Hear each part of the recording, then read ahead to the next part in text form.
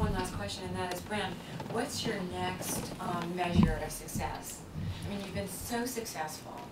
I'm sure you've got something personal that, you know, benchmark that you've got in your mind. What would that be? Well, for a cable producer, generally it's to have a network show.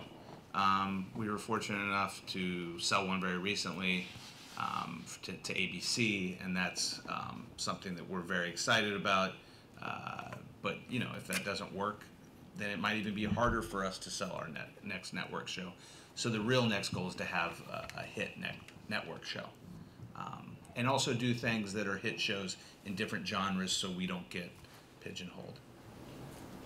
I have a personal goal for Brent. I want Pawn Stars to win an Emmy so bad. I dream about it. And Rob, what are your dreams for Leftfield? I think I agree with what Brent said. I think it's taking the next step. I think it's getting up to the network level, and I think that, you know, there are, as somebody said to me once, there are only about 11 companies that produce for network. Huh. So the fact that we're now in that game and to some degree, and I think that if you talk to network executives, they, you know, there's a high bar to attain to get their trust, and I think that Leftfield, the executives recognize how they produce television, they being Leftfield. Well, with that being said, I'm sure a lot of you guys know, but the network business model is not as good as the cable business model in this current environment. So, you know, we love cable. We have to keep doing cable. Cable is, you know, they're able. Pawn Stars repeats so many times that the network is able to really monetize that property. Where with the network, you get 1 or 2 airs, and that's it. And they don't own a lot of their shows compared to cable. Do they want to marry you up with another one of the 11 established producers, or is it a question of whether they go in with Leftfield? I think Leftfield's in a position right now. I know Leftfield's in a position right now where they can go in and pitch any project to a network and be able to get it. To slightly disagree, I think our show that we're doing for them is in our wheelhouse. I think if we were to go in and pitch a shiny floor game room show, I would want to be partnered with somebody else. Well, they want to partner in a showrunner basis. They might bring in a showrunner to be part of the show, but I don't think we'd be packaged with another production company. Whereas I think you know, if you're not established, even at the cable level, if you're not established as a company and you're coming with a project, the network has some reservations about how can the company really perform and deliver, then they're going to package you up either with a showrunner or another production company. There's just such little real estate for unscripted fare on network television that it's a good goal. It's important to do for the diversification, but it's not. It can't be too big of a goal, I think.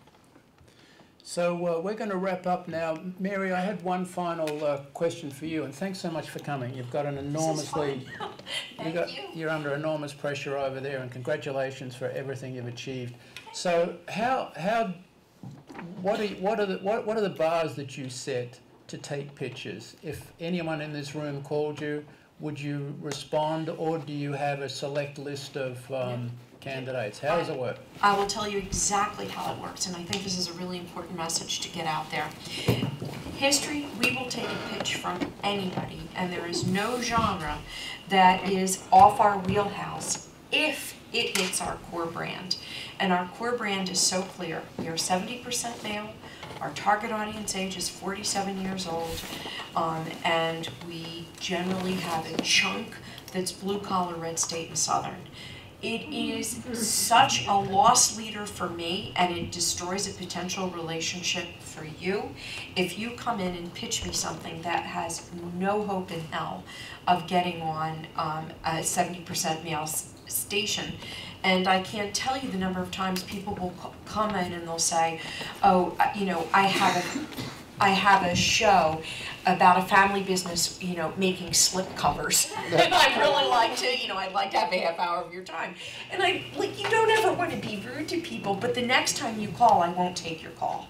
So it's just sort of like, if you go on history.com, and this I think is really important for anybody that you're pitching to, and you understand what their brand parameters are, then you will be treated with respect and affection and excitement when you come in the door. Had someone called up from Leftfield and say, we got a show on a pawn shop, it's highly unlikely. People might have at one point said yes. Yeah. But what these guys did was come in with something that was potentially on brand for us. But I think it's really important, important also for your relationship with your own clients, not to do speculative trips that are never going to come in anywhere with a project that's wholly ill-suited to that brand. I would just add real quick to that, because I think you guys have the lawyers in the room have a real chance to barter, especially with producers, trade favors. I mean, the last thing producers like to do is pay legal fees that are not being paid by the network. So it's a real opportunity for you guys to do some work for a producer who can then help you, with talent and just establishing relationships. That's the kind of stuff I think I tried to do early on, was figure out what's the trade that I can do. That's why he and Rick Harrison get along so Well, thank you so much, Rob, for coming, for Mary, and for Brent. Thank you, guys. And thank you, Pamela, for thank you so much. Good job. That was great. This was really fun. Thank you so much for inviting us on.